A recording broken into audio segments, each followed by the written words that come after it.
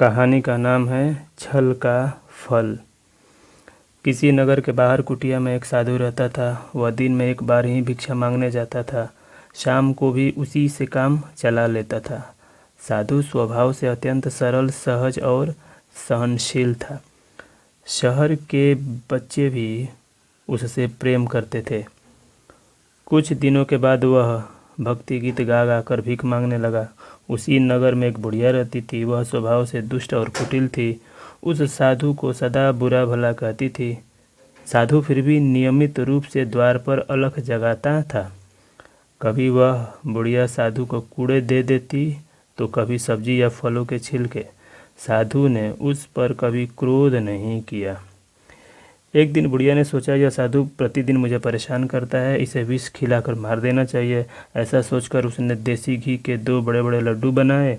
उसमें खूब सारा विष जहर मिला दिया।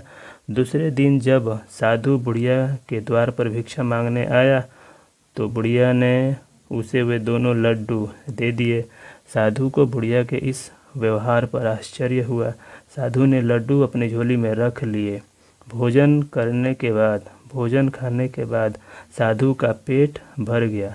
लड्डू बाद में खा लूँगा, यह सोचकर उसने लड्डू रख दिए। रात्रि के समय 2 युवक उस साधु के पास आकर बोले, महाराज, हमें नगर जाना था।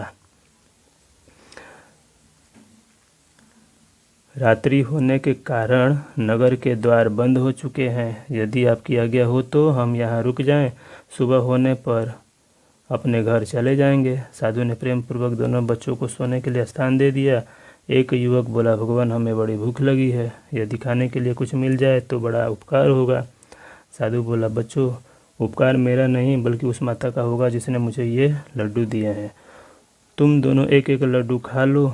दोनों युवक एक एक लड्डू खाकर सो गए। सुबह होने पर साधु ने उन्हें जगाया, परंतु वे दोनों तो मर चुके थे। साधु ने नगर के द्वारपाल को सूचित किया। राजा ने आकर साधु से दोनों युवकों की मौत के विषय में पूछताछ की। साधु ने निर्भीकतापूर्वक सारी घटना विस्तार से बता दी। विष के बने लड्डू देने वाली बुढ़िया को बुलाया गया।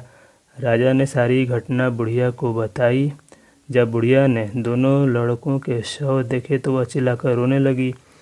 वे दोनों युवक उसी बुढ़िया के बेटे थे। बुढ़िया ने रोते हुए बताया कि वे लड्डू तो उसने साधु को मारने के लिए बनाए थे। बुढ़िया ने राजा से अपने अपराध के लिए मृत्यु दंड की मांग की।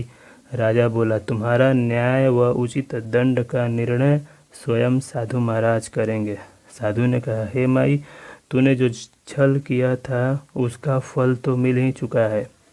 मेरी ओर से तू मुक्त है। बुढ़िया अपनी भूल के लिए जीवन भर तड़पती रही। कहानी समाप्त।